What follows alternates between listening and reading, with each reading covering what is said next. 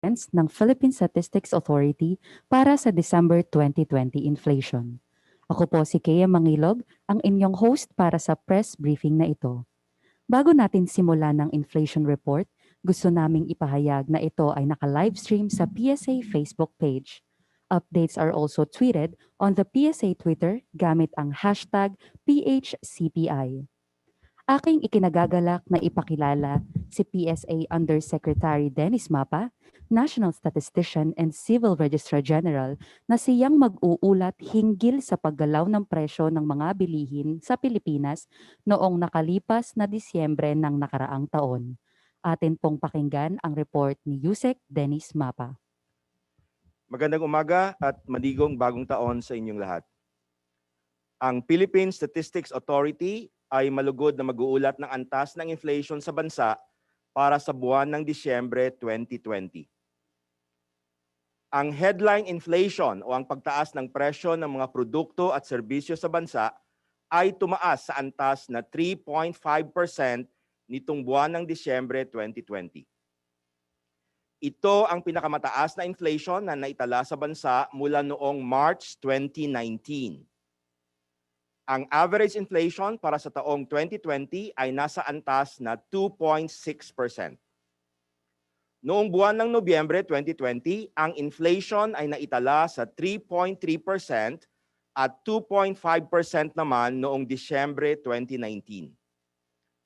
Ang pangunahing dahilan ng pag-angat ng inflation sa buwan ng Disyembre 2020 ay ang mas mabilis na pagtaas ng presyo ng food and non-alcoholic beverages.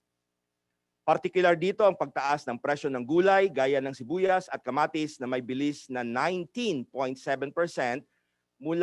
mula sa 14.6% inflation noong Nobyembre 2020. Nakadagdag din ang pagtaas ng presyo ng karne gaya ng baboy na may bilis na 10.0% inflation mula sa 8.2% inflation noong Nobyembre 2020.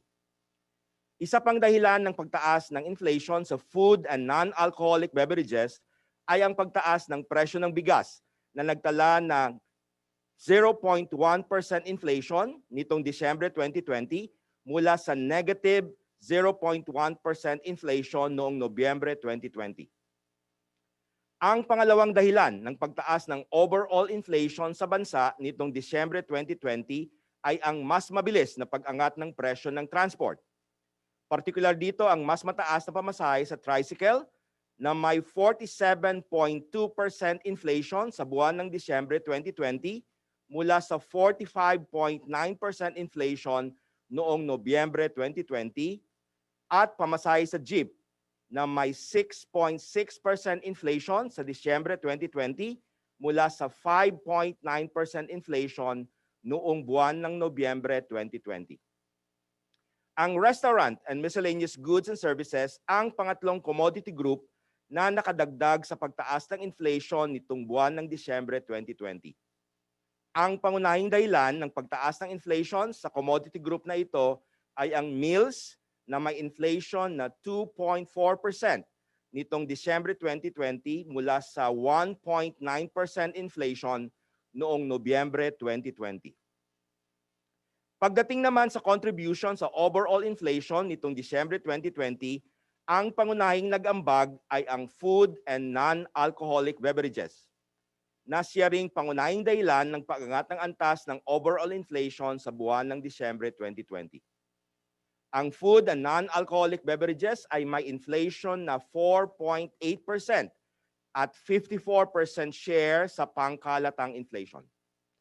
Ang mga pangkat ng pagkain na pangunahing nag-ambag sa inflation ng food and non-alcoholic beverages ay ang mga sumusunod. Karne gaya ng baboy na may 10.0% inflation, gulay gaya ng kamatis at sibuyas na may 19.7% inflation, at isda gaya ng galunggong na may 3.1% inflation. Ang pangalawang commodity group na may pinakamalaking ambag sa pangkalatang inflation ay ang transport na may 8.3% inflation at 19.6% share sa pangkalatang inflation. Ang mga nag-ambag ng malaki sa inflation ng transport ay ang mga sumusunod. Pamasahe sa tricycle na may 47.2% inflation, pamasahe sa jeep na may 6.6% inflation, at pamasahe sa bus na may 4.4% inflation. Ang restaurant and miscellaneous goods and services ang ikatlo sa may pinakamalaking ambag sa pangkalatang inflation nitong buwan ng Disyembre 2020. Ang commodity group na ito ay nagtala ng 2.5% inflation at share na 9.2%. Ang pangunahing nag-ambag sa inflation ng restaurant and miscellaneous goods and services ay ang mga sumusunod na commodities. Meals na may 2.4% inflation, articles for personal hygiene kagaya ng rubbing alcohol at toothpaste na may 2.9% inflation, at barbershop services na may 7.6% inflation. Sa mga commodity groups, ang mga nagtala ng mas mabilis na antas ng pagtaas ng presyo nitong buwan ng Disyembre 2020 ay ang mga sumusunod. Food and non-alcoholic beverages na may 4.8% inflation, health na may 2.6% inflation, transport na may 8.3% inflation, at restaurant and miscellaneous goods and services na may 2.5% inflation. Samantala, mas mabagal na pagtaas naman ang naitala sa mga sumusunod na commodity groups. Alcoholic beverages and tobacco, 12.2% inflation. Housing, water, electricity, gas, and other fuels na may 0.5% inflation. Furnishing, household equipment, and routine maintenance of the house na may 3.3% inflation, at communication na may 0.2% inflation.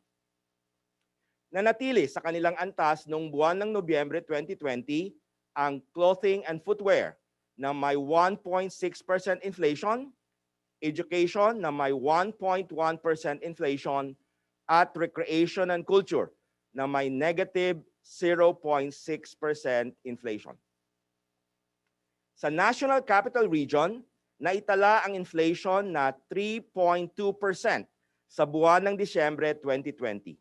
Ito ay mas mababa sa 3.5% inflation noong Nobyembre 2020.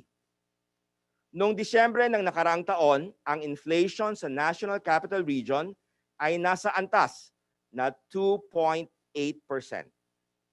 Sa mga commodity groups sa National Capital Region, ang pangunahing dahilan ng pagbaba ng inflation sa buwan ng Disyembre 2020 ay ang food and non-alcoholic beverages na may 5.6% inflation mula sa 6.2% inflation noong Nobyembre 2020.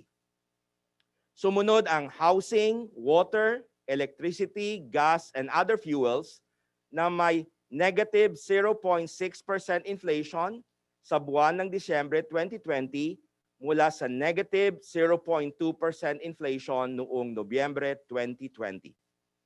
Ikatlo, ang restaurant and miscellaneous goods and services na may 1.2% inflation mula naman sa 1.4% inflation noong Nobyembre 2020. Sa mga pangkat ng pagkain sa National Capital Region, mas mabagal na pagtaas ng presyo ang naitala sa mga sumusunod.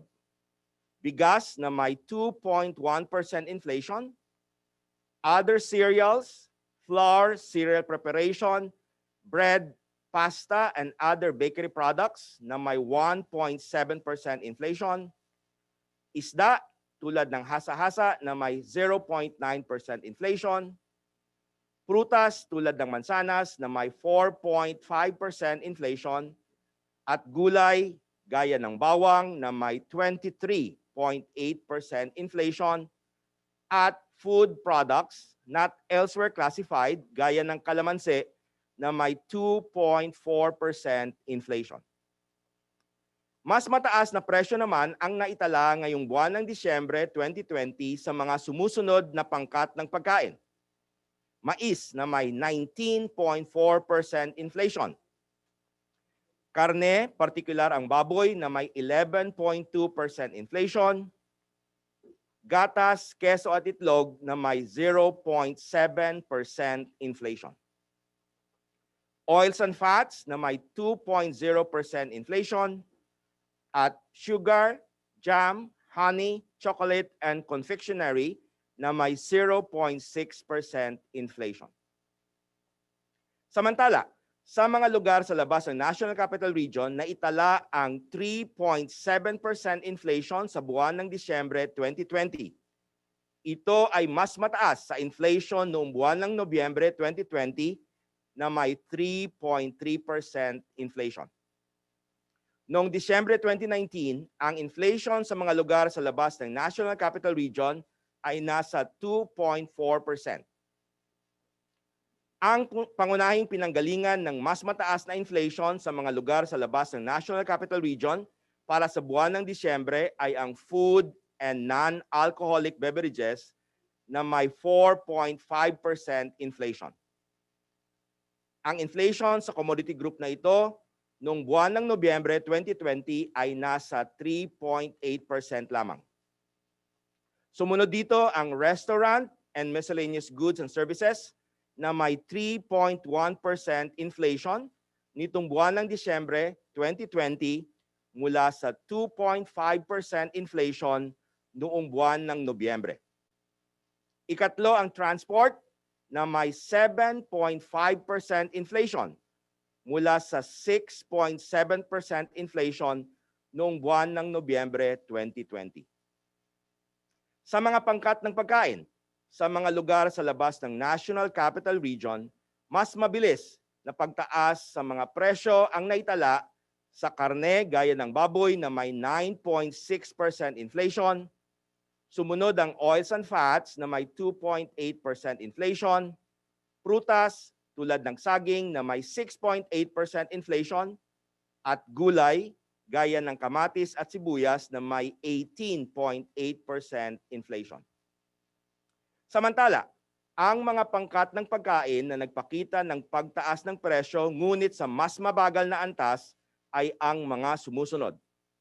Other cereals, flour, cereal preparation, bread, pasta, and other bakery products gaya ng tinapay na may 2.1% inflation, isda gaya ng dilis na may 3.6% inflation, gatas, keso at itlog na may 2.0% inflation, sugar, jam, honey, chocolate, and confectionery na may 0.4% inflation, at food products not elsewhere classified, partikular ang kalamansi at luya, na may 3.5% inflation.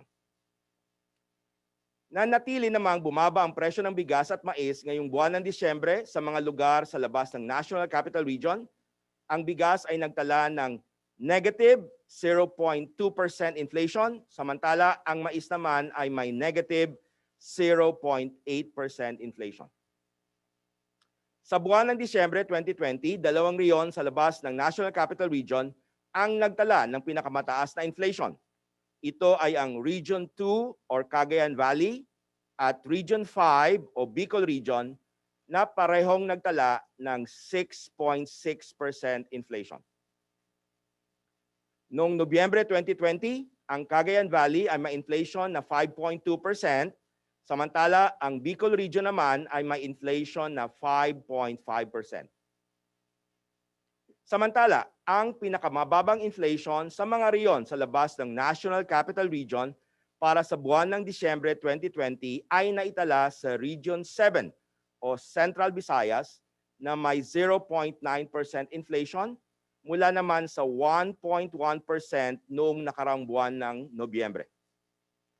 Kung iaambing ang inflation ng mga riyon sa labas ng National Capital Region nitong buwan ng Disyembre 2020 at noong nakarang buwan, 11 riyon ang nagtala ng mas mataas na inflation sa Disyembre 2020. Ito ay ang mga riyon na may kulay orange na makikita sa screen. 5 naman ang riyon na nagtala ng mas mababang inflation at ito ang mga riyon na may kulay green. Noong 2020, ang annual average inflation ay naitala sa 2.6% para sa buong bansa. ito ay bahagyang mas mataas kumpara sa naitalang 2.5% annual average inflation noong 2019. Sa National Capital Region, ang annual average inflation para sa taong 2020 ay 2.2%. Noong taong 2019, ang average inflation sa lugar na ito ay nasa 2.6%. Sa mga lugar sa labas ng National Capital Region, ang annual average inflation ay nasa 2.7% para sa taong 2020, habang 2.5% naman ang annual average inflation noong 2019. 12 riyon sa labas ng National Capital Region ang nagtala ng mas mataas na annual average inflation sa taong 2020 kumpara sa taong 2019. Ang Region 5 o Bicol Region ang nagtala ng pinakamataas na annual average inflation sa mga riyon sa labas ng National Capital Region sa antas na 4.2%. Samantala, ang Region 11 o Davao Region naman ang nagtala ng pinakamababang antas ng inflation na may 1.7%. Sa bottom 30% income households, tumaas sa 4.3% ang inflation sa buwan ng Disyembre 2020. Ito ang pinakamataas na inflation para sa grupong ito mula noong March 2019. Noong Nobyembre 2020, ang inflation sa bottom 30% income households ay naitala lamang sa 3.6% at ito naman ay 1.9% noong Disyembre 2019. Ang pangunahing dahilan ng pagtaas ng antas ng inflation sa bottom 30% income households nitong buwan ng Disyembre 2020 ay ang food and non-alcoholic beverages na may 3.6% inflation. Ito ay mula sa 2.8% inflation para sa buwan ng Nobyembre 2020. Sumunod dito ang transport na may 18.1% inflation nitong Disyembre 2020 mula sa 16.0% inflation noong nakaraang buwan ng Nobyembre. Ikatlo, ang restaurant and miscellaneous goods and services na may 3.2% inflation mula naman sa 2.9% inflation para sa buwan ng Nobyembre. Ang annual average inflation ng bottom 30% income households para sa taong 2020 ay nasa 2.9%. Ito ay mas mataas sa naitalang annual average inflation noong taong 2019 na may 2.4%. Ang monthly data ng inflation para sa all-income households at para sa bottom 30% income households ay makikita sa website ng Philippine Statistics Authority. Maaari itong ma-access sa mga links na naka-flash sa ating screen o sa pamamagitan ng pag-scan ng QR codes na nasa screen. Dito nagtatapos ang aking paglalahad ng antas ng inflation o pagtaas ng mga presyo ng mga bilihin at serbisyo sa bansa para sa buwan ng Disyembre 2020 at sa kabuuan ng taong 2020. Ang Philippine Statistics Authority ay lubos na nagagalak sa inyong paglahok sa online press conference tungkol sa inflation ng bansa nitong Disyembre 2020. Muli kami ay nagpapasalamat at bumabati ng mandigong bagong taon sa inyong lahat. Magandang umaga. Maraming salamat Undersecretary Mapa sa inyong informative report. Bago natin simulan ng question and answer segment, we are pleased to welcome the press and media partners na kasama sa press briefing na ito sa pamamagitan ng online video conferencing. Aming ipapadala through email ang inyong mga press kits. Para sa mga nais magtanong, pakigamit po ang raise hand feature o magpadala ng katanungan via chat box. Kapag kayo ay natawag upang magtanong, pakisabi ang inyong pangalan at organisasyong kinabibilangan. Ngayon po ay handa na tayo sa question and answer segment. Para sa ating unang katanungan, may we call on Mr. Ben De Vera of Inquirer. Sir Ben? Magandang umaga po, NS Mapa. Sir, yun pong search in yung sa food prices po in December, base po sa service nyo, ano pong cost nito? Food supply or demand po ba? given the holidays. And for rice po, in December po, to verify, would be the first time since the rice tarification law was passed na merong year-on-year increase in inflation. Pero sir, sa National Capital Region lang yata yung nag-push ng prices, kasi sa outside NCR, ano pa rin siya, deflation. So sir, bakit po tumataas yung presyo sa NCR po, especially in December? Thank you. Okay, thank you, Ben. To answer your first question on the uptrend in the inflation sa December 2020, as I mentioned, ito'y dahil sa food and non-alcoholic beverages, and the top three, of course, ay yung meat, gaya ng baboy nga, you have vegetables and fish, no? So yung meat, alam naman natin na this is partly of course sa demand, and yung ASF na may problema tayo sa supply din. So that one caused the increase. So inflation for meat, particularly yung baboy nga, is 10%, and followed by yung vegetables. So basically the demand. I also noted in the report, if you saw it, yung mais, for example, sa National Capital Region, tumaas din siya. So partly because of the holidays. Hopefully, that would start to go down naman sa January. So yun ang story dito sa National Capital Region based on our data. Ang nag-push talaga in general ay National Capital Region and nationwide would be the food and non-alcoholic beverages, particularly meat, vegetables, saka fish. Now, doon naman sa second question mo, overall, yung ating rice inflation after 19 months, starting May 2019, ito ay naging positive na, although just slightly above zero at 0.1%. So first, after 19 months of negative inflation.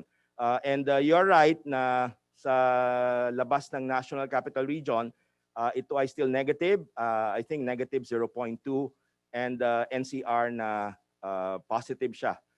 So we are seeing trends na positive sa NCR, National Capital Region, in the last months. As I mentioned in my previous reports, ito ay dahil nga may mga varieties ng rice na pumapasok, and the prices of course would vary, and that caused actually the slight increase in the rice inflation for the National Capital Region. Thank you.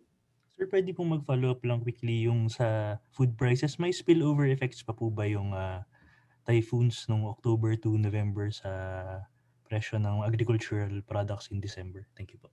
That's possible because we are seeing a spike in prices ng vegetables nga. Ito ay noong Nobyembre, ang vegetables ay nasa 14.6%. At the month wherein we were hit by typhoons, and ito ay tumaas pa sa 19.7% itong Disyembre. So partly demand due to the holidays, and siguro yung supply issues. Thank you, Ben. Thank you so much, Sir Ben. Now, sa ating susunod na tanong, may we call on Ms. Melissa Lopez of CNN Philippines. Good morning, Yusek. Happy New Year. Good morning. Sir, specifically po, can you mention which vegetable items were the fastest? I think nabanggit niyo po kanina yung garlic. So, ano pa po yung iba? Ang nakita namin sa datos regarding uptrend doon sa vegetables ay onions and tomatoes, no? So ito yung malaking nag-contribute doon sa naiulat na 19.7% inflation. So sibuyas at saka kamatis na palagi namang ginagamit. Sir, second question, Cagayan Valley became one of two regions with the fastest inflation. Can we attribute this po to the massive flooding that happened last month, or ano po yung reasons? Thank you. Yeah, yung inflation natin dito sa Region 2, tumaas nga siya at 6.6%. Although nakita naman natin na ang Region 2 Cagayan Valley may inflation na siya na 5.2% noong November 2020. And definitely this is caused by the typhoons and flooding experienced in that region. Thank you. Thank you, Yusek Dennis and Ms. Melissa. Now, for our next question, may we call on Ms. Sheriza Valenza of Philippine Star. Good morning, sir. Happy New Year. Good morning. Sir, about the sa areas outside of NCR, growth in prices was faster. To what can this be attributed? Is this still the spillover effects of the typhoons or holiday demand na to, sir, considering na may exodus yung mga tao outside the city, sir?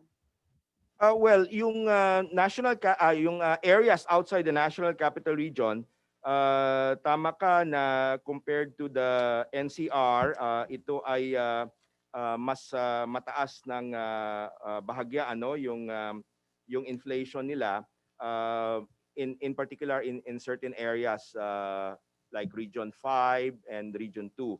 So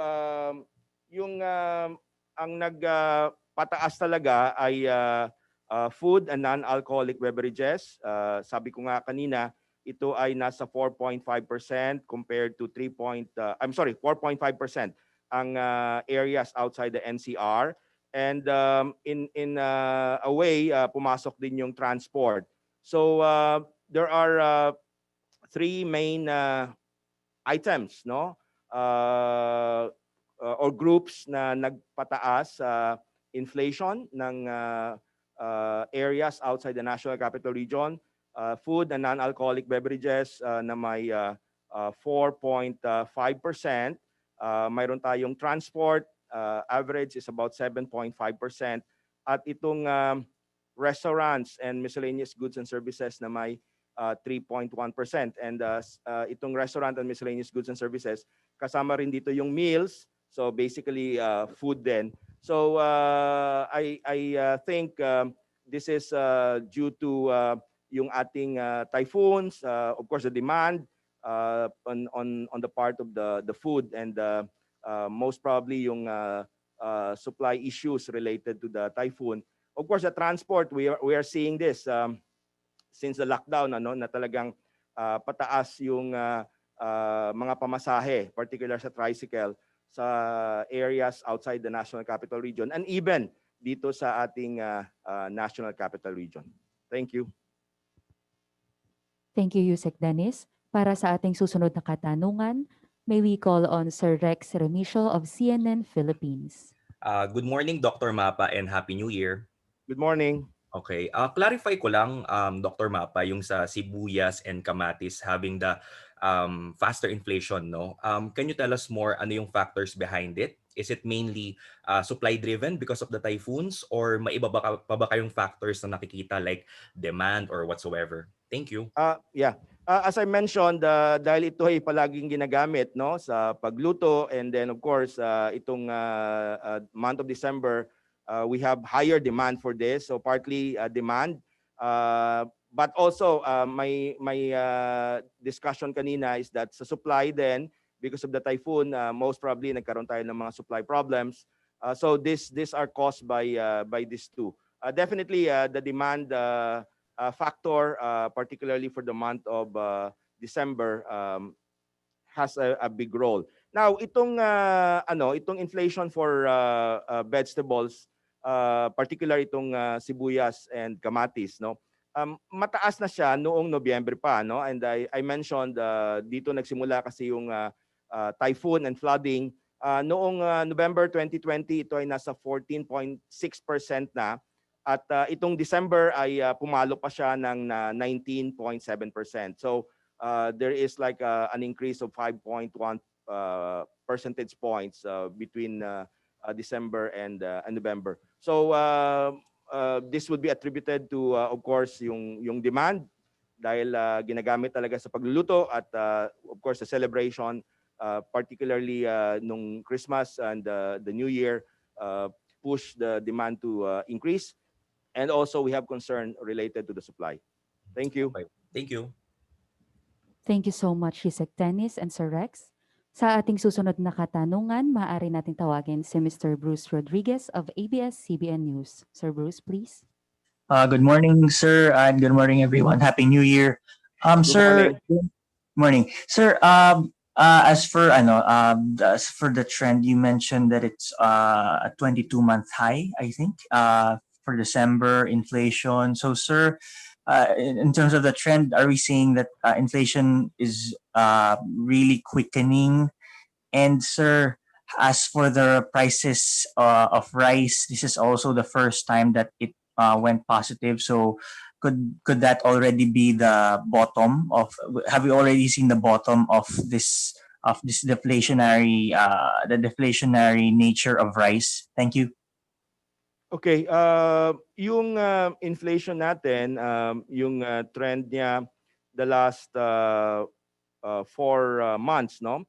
So we have September 2.3, and then October 2.5, 3.3 noong November, and December 3.5. So the last 4 months starting September ay ito'y tumaas na, and well, ang cost nito, sabi ko nga kanina, food, yung tatlong commodity items, you have meat, particularly yung pork, and then you have the vegetables and the fish, no? And then nakadagdag pa dito talaga yung transport nga kasi mataas yung inflation sa transport, no? So kung nakita natin yung transport, yung December inflation ay 8.3. Ito'y pataas na since nag-start nga tayo ng lockdown. And then may mga items under the transport group like tricycle na talagang sobrang taas, no? So nakikita namin na mayroon tayong upward trend ditong nakaraang 3 or 4 months, no? So we will continue with our monitoring. Itong araw na to ay yung aming first visit sa mga outlets natin para i-measure naman yung ating January 2021 inflation. So we will analyze the data as they come in. Now for rice, while as I mentioned, ito ay first na positive overall at 0.1% after 19 straight months of negative. But as we saw sa report natin, ito ay negative pa for areas outside the National Capital Region, and then sa NCR lang positive. Pero you will notice the NCR bumaba siya compared to November. So this is just slightly above zero, positive 0.1. I cannot tell right now if this is the start of an upward trend. We will see in the next month or two kung talagang magpa-positive na siya. Thank you very much. Kung wala na pong mga katanungan, we would like to thank all our press and media partners for joining us in the December 2020 Inflation Report press briefing. Para sa impormasyon tungkol sa PSA schedule of press releases ngayong 2021, maaari ninyong bisitahin ang aming website through the QR code flashed on screen. Sana'y patuloy ninyo kaming suportahan. Muli, ako si KM Mangilog ng Philippine Statistics Authority. Maraming salamat at magandang umaga sa inyong lahat.